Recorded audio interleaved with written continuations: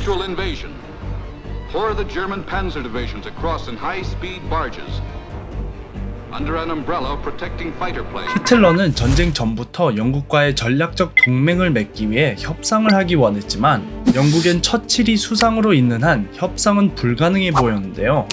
7월 16일 공식 명령 16번을 통해 히틀러는 영국 본토 침공 작전을 준비시킵니다. 이렇게 된 이상 먼저 영국 공군을 완전히 굴복시켜야 했습니다.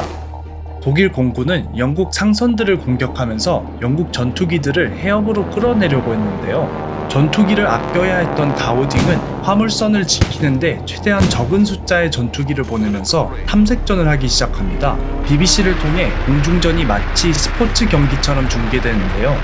어떤 이들은 스포츠화되는 전쟁에 식겁을 했지만 영국 공군의 선전의 소식에 많은 이들이 용기를 얻습니다.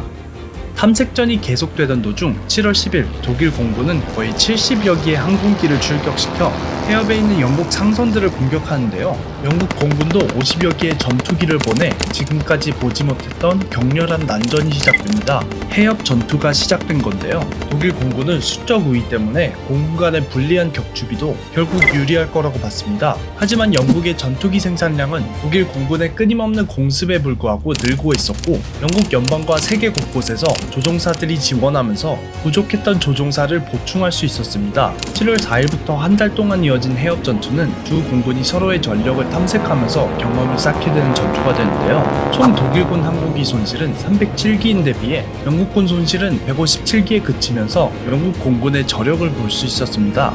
하지만 이건 탐색전에 불과했습니다. 8월 1일 히틀러는 명령 17호를 통해 전략을 바꾸는데요. 지금까지의 제한적인 공습을 벗어나 영국 남부의 모든 공군기지와 생산시설을 파괴하라는 지시였습니다. 전쟁광 괴링은 이번 기회에 승리를 굳히려 했는데요.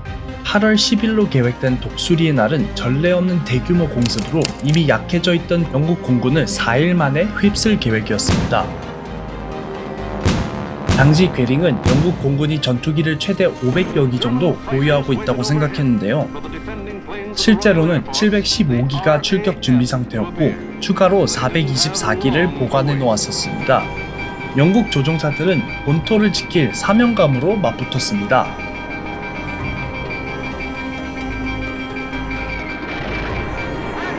(8월 13일) 악천후로 인해 연기된 공습을 드디어 개시합니다.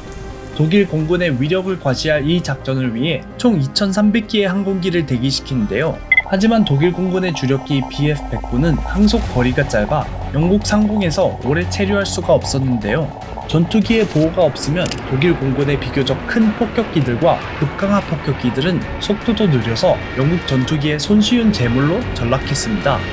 그날 이른 아침 독일 제2 폭격 비행단이 짙게 낀 구름 덕에 전투기의 호위 없이 이스트 처치 비행장 폭격에 성공하고 돌아옵니다. 하지만 비행장을 하루 만에 사용 가능 상태로 복구시키는데요. 군사시설에 계속되는 공습에도 항공전 내내 영국군은 경이로운 속도로 복구했습니다. 그날 오후 독일 항공기들이 거대한 대형으로 영국으로 날아옵니다. 영국 전투기들이 그들을 맞이했는데요. 수적 열세에도 영국군은 전투기들을 몇 차례 재출격시키면서 필사적인 방어를 합니다. 독일군은 48기가 격추되고 39기가 크게 파손되면서 큰 손실을 입었는데요. 영국군도 전투기 13기, 폭격기 11기, 그리고 대기하던 항공기 47기를 손실했습니다. 하지만 영국 공군을 마비시킬 만한 피해를 입힌 건 아니었습니다. 피해를 입은 비행장도 하루 이틀 만에 완벽하게 복구되었는데요. 독수리의 날 공세는 대체적으로 실패로 여겨집니다. 이틀 후 독일군은 1800번의 출격을 하며 또다시 대공습을 감행하는데요. 결과로 독일군은 항공기 75기, 영국군은 34기를 잃습니다. 그 외 많은 독일 작전기들이 심각한 피해를 입고 간신히 도주하는 등 8월 15일은 독일 공군의 검은 목요일로 알려집니다.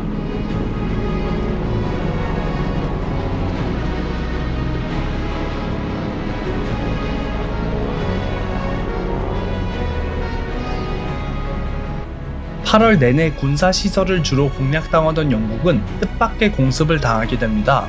8월 24일 밤, 한 독일 폭격기 편대가 계획된 진로에서 벗어나면서 런던 상공에 다다르게 되는데요. 지금까지 공습을 피한 런던은 순식간에 공포에 휩싸였고 곳곳 사이렌이 울리면서 칠흑같이 어두웠던 런던 시내 사이사이 탐조등이 켜지고 대공포의 소리가 울리기 시작했습니다. 결국 런던 시내에 폭탄을 떨어뜨리고 간 독일 폭격기들은 항공전 전체의 향방을 바꾸게 되는데요. 이 오폭으로 처칠에겐 베를린을 공습할 명분이 생깁니다. 처칠은 바로 베를린 보복 공습을 명령합니다. 하지만 베를린 공습은 영국의 자존심을 세우기 위한 것일 뿐 실질적으로 8월 24일부터 9월 6일까지는 영국에게 절박한 날들이라고 기억됩니다. 독일 공군은 비록 많은 작전기를 손실했지만 꾸준히 하루 평균 1000여 기의 항공기를 보냈고 8월 31일 하루 동안 40여 기의 영국 전투기를 격추시키면서 역대 최고의 전과를 내는데요. 아무리 복구를 빨리 해도 계속되는 폭격에 많은 비행장이 불구 상태가 되었고 영국 남부 영공은 독일 항공기로 가득 차게 됩니다. 제공권을 잃는 순간 본토 침공으로 이어질 대위기의 순간이었습니다. 하지만 위기 상황에도 처칠은 꾸준한 베를린 포격을 명령하는데요. 자존심이 상한 히틀러는 9월 4일 베를린의 한 경기장 안에서 100배, 1000배의 보복을 하겠다고 선언합니다. 독일군 공습의 목표가 영국 공군에서 영국의 심장부 런던으로 바뀌는 순간이었습니다. 영국은 절체절명의 위기를 극복할 수 있었을까요? 다음 영상에서 알아보겠습니다.